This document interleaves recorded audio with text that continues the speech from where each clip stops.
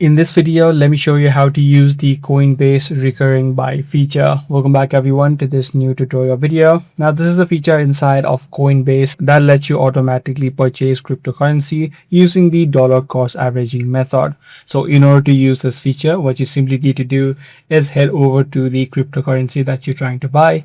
And on the order type, you'll be able to see the option which says recurring buy. By default, you'd be able to see the quick buy option being selected, but instead of that, you need to select the recurring buy option. And once you've done that, you can select the frequency. Either you want to buy weekly or monthly, and then add in the total amount that you this recurring buy to be. So once you select all of these options, you can just tap on the buy now option. As soon as you do that, your recurring buy inside of Coinbase will be selected, and depending upon your frequency, the cryptocurrency will be bought automatically. I do hope this guide video was helpful to you. If it was, be sure to subscribe. I'm going to see you in the next one.